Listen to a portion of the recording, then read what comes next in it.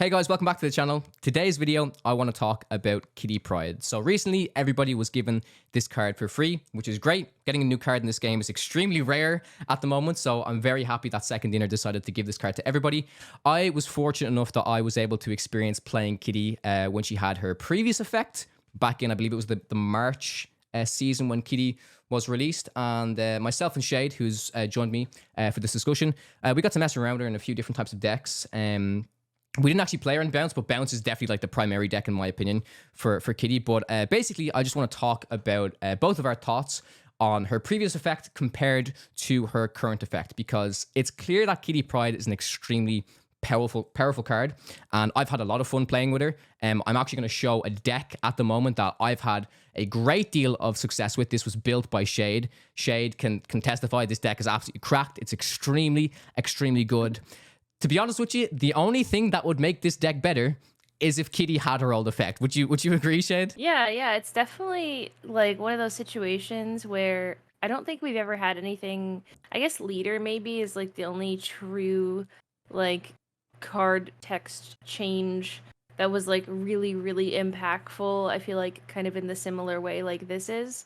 Where like prior obviously to leader coming back the way that he is now, where we had that change where it was like, oh, like copy your opponent's cards to the right, or Yeah. I don't even Yeah, it remember was really what weird. It it was weird. was, I know. but Yeah. it's this weird situation where like she still is a very good card, and especially in bounce, and especially in like something like lockjaw, where like she comes out and she comes back into your hand, but like it's definitely, you definitely feel the change, and I hmm think that's kind of like what we want to talk about here is like, it doesn't make her a bad card, it just doesn't feel good to like potentially even lose a game because she comes back to your hand when she didn't used to do that. Yeah, exactly. And I think this is something that some people will perhaps overlook because they didn't get to experience her at the time, right? Because we only had like a day and a half with her pretty much, right? And then she was taken out of the game. But like there's a lot of locations now that I'm noticing. Like I thought before, like, oh, it's just kind of the likes of like if you play Kitty into an unrevealed lane and Sanctum Sanctorum pops, she comes back to your hand. It's like, yeah, that doesn't feel great, but that might happen. But like something I especially noticed was like the location, like Milano, the featured location that we had. I'm not sure if you Yep. experienced this, but basically like you can never ever play Kitty there. She's never staying there. Whereas with her previous effect, at least you had the option to, and that's something that was like being able, that made her so much more versatile than what she is now. And I've played, listen, we've both played her for, I played her for probably about 3 days straight now in that deck, which again, not saying anything bad about her. She's an extremely good card in that deck, but it's because we saw what she could have been and what she was, and we got to experience that for a little bit. And now when you literally lose games because of that, it feels bad. And it's a weird situation, right? Because it's not like the card was nerfed, right? It's not like the card was OP and they changed it. It's I still really believe that that's the way that they wanted the card to be, Yeah. which is obviously really powerful. But I don't think it's like, I don't think if the card could have stayed like that, I don't think they would have nerfed her. Maybe they would have nerfed her once a lot of people got their hands on her. But it's an interesting situation because it's not like the card was nerfed. It was just changed because the game engine couldn't handle it, which is so interesting because the card was actually leaked with that effect for months pretty much. And I know you take leaks with a grain of salt, right? Because they can change like whenever pretty much. But it's interesting to find that once it was actually implemented into the game, into the live servers, that's when they figured out, oh, I guess we can't really do this. Like, what were some of the bugs that you kind of experienced with Kitty? Couldn't you, like, was it the one that you actually couldn't pull her back to your hand? Was that one that you experienced, Jade? So I think that was actually a lockjaw bug and not a kitty bug. I Mm. think what that was it was that thing where you put a card into Oh, lockjaw, the but then it visual. kind of like, Mm. yeah, it kind of like conglomerates together with the card that was there previously. Yeah. So like there was one point I think, or even when we were doing the Kitty Pride video with lockjaw, where we thought that we could pull her back because hmm she was there, but she was actually not there, and it was a different card, and we just couldn't see it. Yeah. But now I think, you want that to happen hmm almost sometimes. Like you want to run like a moon girl or something so that like you don't have to risk like Kitty coming back to your hand if like you don't want her to, right? Yeah. But that's such a weird place to be in as well at the same time, to like have to feel like you have to run a specific card with the card that you're like wanting to play in order for that card to like have its desired effect. Um 100%. Yeah. Yeah, so it's a really weird transitional state to be in. You know, I think that I don't think that Kitty she definitely doesn't need any nerfs now. Mm, Um I don't think she really would have needed nerfs anyways prior to this either, but yeah. yeah, it's definitely strange. I hope that this is definitely like a learning lesson as well for like, you know, the dev team Hmm. where try to test out like every single card before release like as much as possible, Yeah. whether that's like, you know, more extensive QA time or team or whatever it is, but like I mean, like Kitty was available for 2 days. Yeah. I think it was like 2 days total before she got, you know, removed from the game for like 2 months or something like that. So, you know, it obviously didn't take us very long to figure out what was going on. And the amount of people that even had Kitty when she came out to begin with was like not Hmm. that many in the grand scheme of how many people actually play Snap. So, you know, I I hope that this is just something that we learn from in the future and don't have to go through again. Yeah, and I guess maybe it is one of those things that like because many people didn't have her, maybe people don't care about this. Maybe there's no reason for me to be talking about this, but like it's just disappointing to be one of the people that had that experience. Like people will probably just say to me, "Shut the fuck up! You got 2K extra tokens, you got a free card." Like I already know people are gonna tell me that, right? But like I'm just trying to get across like it is disappointing when because like we both agreed we had so much fun with that card, right? That Yeah. card was so refreshing and so new. Like, I was even thinking about it there. Like, the fact that now with Kitty, you basically always have to play her on turn She's 6. always If you don't, yeah. you're never like, you know what I mean? If you play her on turn 5, she's always going to come back to your hand, right? So like even the thoughts of like that deck, the deck that we play, right? With we run Chavez. I know a lot of bounce decks don't run Chavez. We do it for obviously like draw consistency and stuff. But it means like, oh, either we get to pick our Chavez or we just do our big dump turn, right? But you can never Mhm. have the option of like, you could be bouncing Kitty all game, all the way up until turn 5, and then there might be the option where you can't play her on turn 6, or like you can't leave her on the board, right? So it's just I don't know. I'm probably just frustrated in the moment, honestly, because as you guys are gonna see, I'm gonna show you gameplay of like how I lost a like really like big tournament game. I was in the semifinals of a tournament. I lost 4 cubes literally due to Kitty coming back to my hand. Whereas if she had the previous effect, it was like, you know, probably would have won the game. I think that was a lot to think about there. Oh, I knew I thought he'd be playing a fucking wave deck.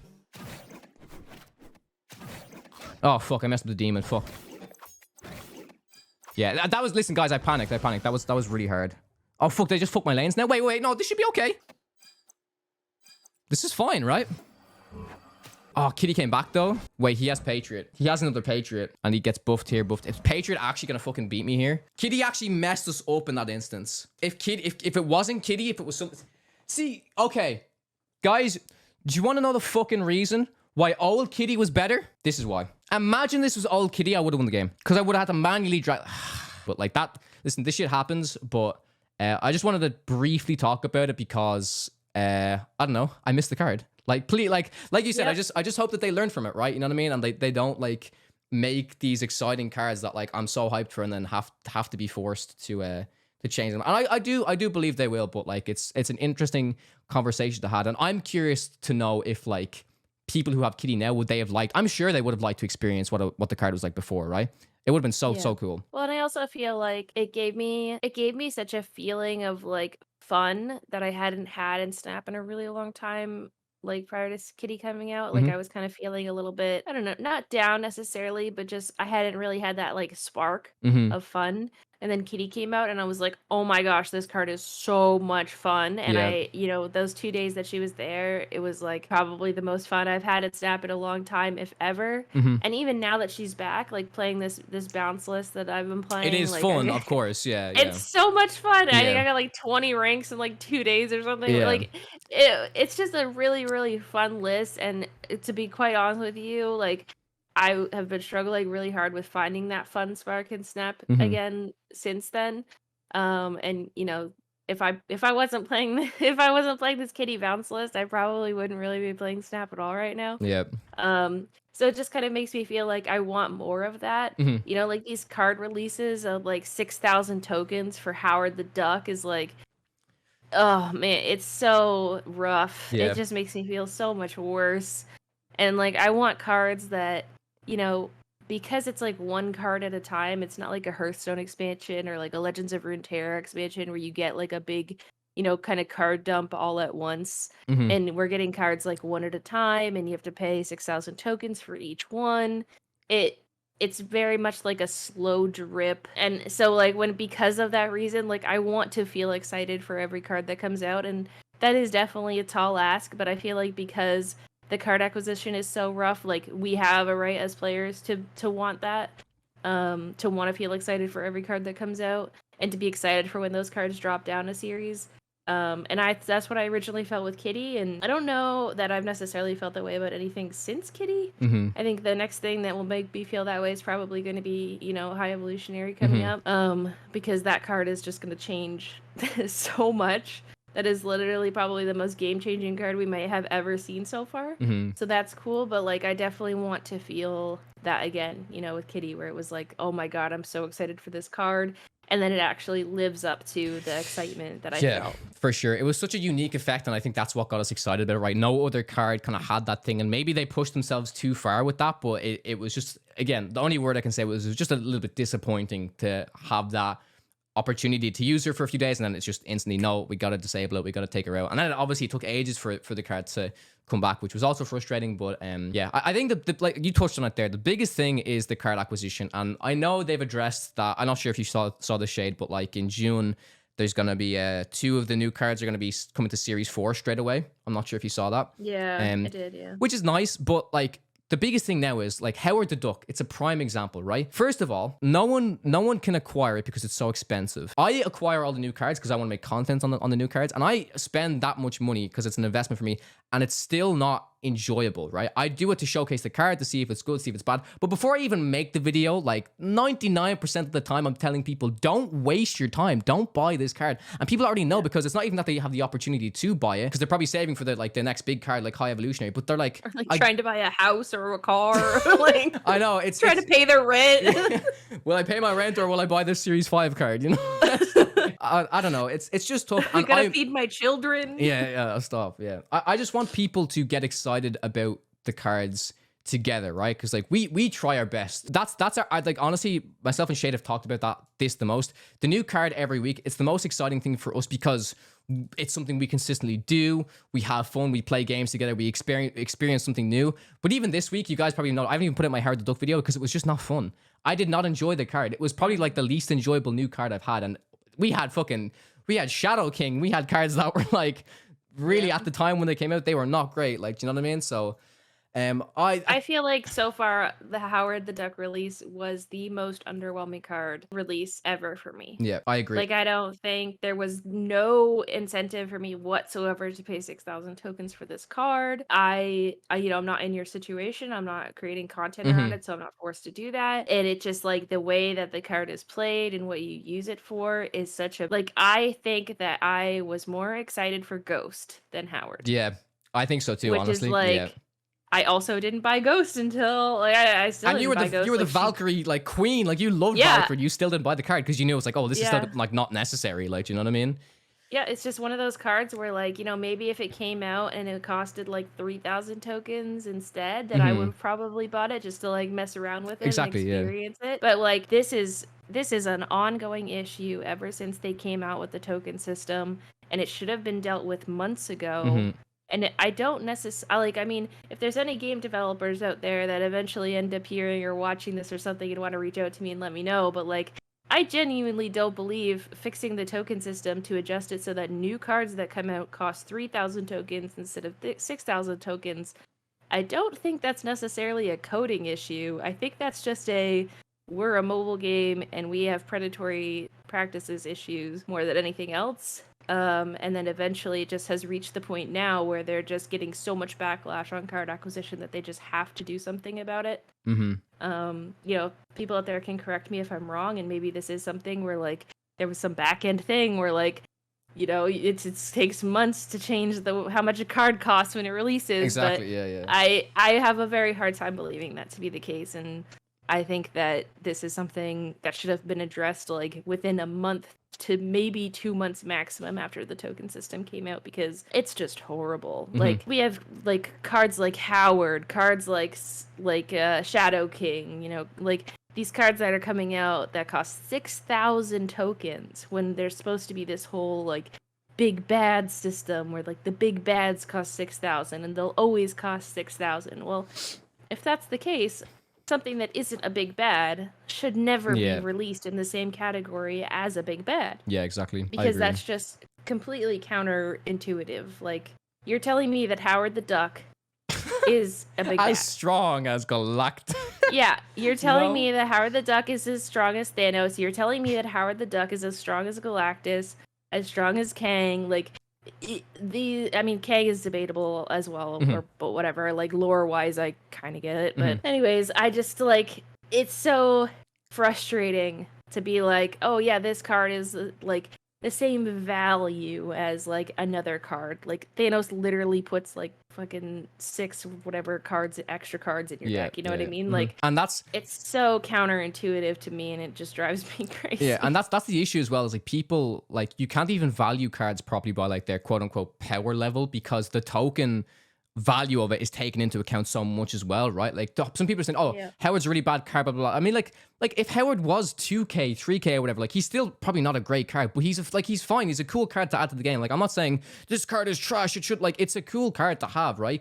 But when you connect it to that token cost, that value, no one's going to want to play the card. It's just not, it's simply not worth that. And it's interesting the point that you said as well. I do want people like to correct us if we are wrong.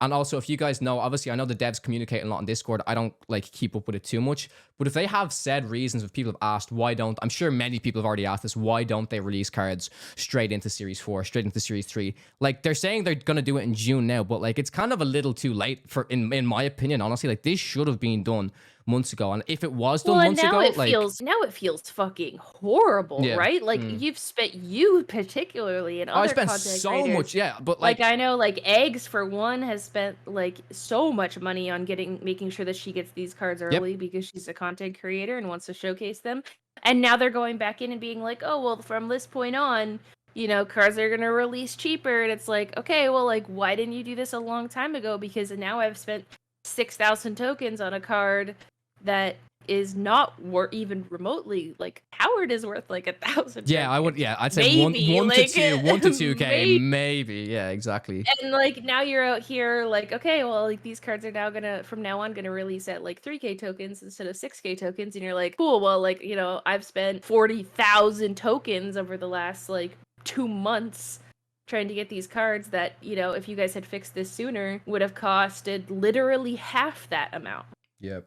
Exactly. Which just feels horrible. And the one final thing is, I think a lot of people will say, like, oh, I've talked about this a lot on stream already. They're like, oh, well, if you hate the problem so much, you complain about it. It's like, oh, well, just don't give them money. Don't do it. Like, I, as a content creator, want to make videos on the new cards, right? I want to have all the cards in the game to showcase to you guys, to try and give you my opinion, to showcase you guys gameplay.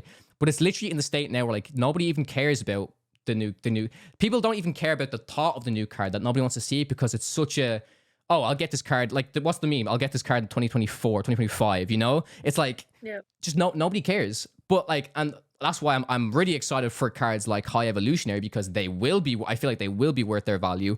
They will bring a lot to the game. But like we said, you compare a card like Howard the Duck and you compare a card to High Evolutionary, drastic difference. Like, oh, let me get this one card that I can see the top card of my deck for 6k tokens, but then I could get another card that gives me 7 new cards with all unique abilities.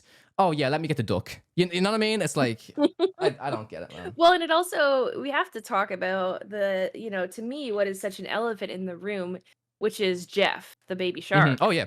Because that card is potentially, in my opinion, one of the most valuable cards in the game, and not necessarily in terms of like token cost, but just the sheer amount of decks that card can go. It goes into everything, literally every single deck, and it works in so many situations. Your opponent storms a lane, you need to get a couple extra power in there. Jeff, your opponent, you know, Professor X is a lane, you need to get a couple extra power. Jeff, like, it's such an insanely valuable card, but when you look at what he is in power and cost and what he does Yep. as text in textual form, and you put him next to something like Thanos or Galactus, Yep. and you're like, holy shit, like there's no way this, like, just objectively looking at it, like if I took that to somebody who's never played Snap before and I put those 3 cards in front of them and I was like, which one of these cards do you think like has potentially the most value? So if I were to put those cards in front of somebody and kind of explain that to them, they're going to be like, wait, these that card costs the same amount as Thanos this and Galactus because the difference in power levels is crazy. Like, Yeah. Yeah, I don't know. It's one of those things that all like literally all we can do and say is like, oh, I hope they change it. But the thing we wanted to address is like, because of these changes, like think about the amount of players that I can imagine have like left the game because of this system, right? I personally know other content creators that have come into Yep. Snap I know from other yep, games I know them as well. that were like, yeah, like this card acquisition system is so bad that I just don't even want to play anymore. Like, and that's saying something because, like, honestly, Hearthstone is not a cheap game either. Like, I would love. I know someone recently did kind of like a breakdown of like CCGs and like their cost of like their card acquisition costs or something like that. But I would love to see like someone with genuine like statistics on like Hearthstone, Legends of Runeterra, and Marvel Snap. Oh, the digital card game, yeah. Like the heart, you know, like there's MTG Arena, like online and that kind of thing too. But like in my head, when I think of Snap, like competition, I don't really think of MTG. Yeah, I think of Hearthstone and Legends of Runeterra, and I would love to see, you know, because like I've played Legends of Runeterra, I still do from time to time, and I know for a fact, like based on just even recent experience, like I went into Legends of Runeterra like a month ago, and Kawa and I even talked about this, and the pricing like, is so different. Yeah, like it's crazy. I hadn't played Runeterra in like 6 months, and there'd been multiple card expansions, and I just went in. I spent $20 on coins, and I made 2 of the top like quote unquote meta decks with $20. You cannot do that in Snap. No, you cannot. It's impossible. I mean, like listen. Like all I'll say is like, yeah, you can if you want to play Sarah Control for the rest of your life. All right, fine. You might be okay, right? You might be fine. But like with especially with a card like DARKHAWK, with how much it's fucking played, being locked at Series 4 after, think about the sheer amount of people that were like, I'm gonna be like, you know, I'm gonna be patient. Because this is the whole thing that people are going to say, oh, just be patient, there's series drops. But then they go ahead and do stuff where they prevent cards from dropping down a series. Because, they did say, right, they prevent the drop because they're so powerful. Is that the wording they said? I'll have to check that, but I'm pretty sure they said something like that. It's just like, it's such a fucking, DARKHAWK is such a fucking problem, to be quite honest with you. Like, this card has been in the meta for probably, it's got to be longer at this point than any other card we've had in the meta, right? Like, I don't think I can think of a single other, maybe Sarah. Yep. As a singular card in the meta for the length of time that DARKHAWK has been. But also Sarah has, I feel like, a lot more variety in terms of like what she's being played with. Like you have Toxic Sarah, you have Sarah Control, you have Sarah Monkey. With DARKHAWK, it's like Zabu, DARKHAWK, Rockslide. Yep. In every deck. And then you just, whatever the fuck else you want to put in there, whether it's Black Bolt and Stature, like whatever else you feel like you want to fit into that package, like even Sarah DARKHAWK, you know? Like, it's just, like, that card is such a problem. When you have a card that like is just existing in that state for such a long time, that's a problem. It's like I don't really know what the solution is, because I don't feel like there's a nerf to DARKHAWK. They already nerfed him, right? I forgot that they nerfed him. They nerfed him. He was 4-1, right? And he's a 4-0 now. Yeah, listen, it is what it is. There's a lot. We could literally talk about this stuff for like for a solid hour. This is a goddamn podcast topic. I know. Like, if you guys like these conversations, myself, Shayed, and Coco are going to start our own podcast very, very soon. So, you know, hit that like button if you want to hear more conversations about that. And please, like, leave your comments and your opinions down below. Like, I read a lot. I read all of my comments, and no matter if you like obviously like agree with us or disagree with us, I want to hear people's opinions, because I look at the game from a certain viewpoint as a content creator, and I really do try my best to kind of back out and look at it from the average player's perspective as well. So I'm very curious to see, how frustrated are you guys with this system? Do you think it's fun? Are you okay with it? Like, I know a lot of people at the moment are saying, oh, Snap's in a good state because there's such a variety of decks you can play, and that is true. I mean, I'm not facing fucking the one type of deck on ladder the whole time, right? It's not like it was previously in certain metas, and that is a good thing. But I'm curious if people are still as frustrated with these systems as the rest of us are, which I'm sure you guys are, but please let us know down below in the comment section. But yeah, that's it. I don't want to talk too much more. If you guys like this, let us know. And yeah, that's it. See you soon.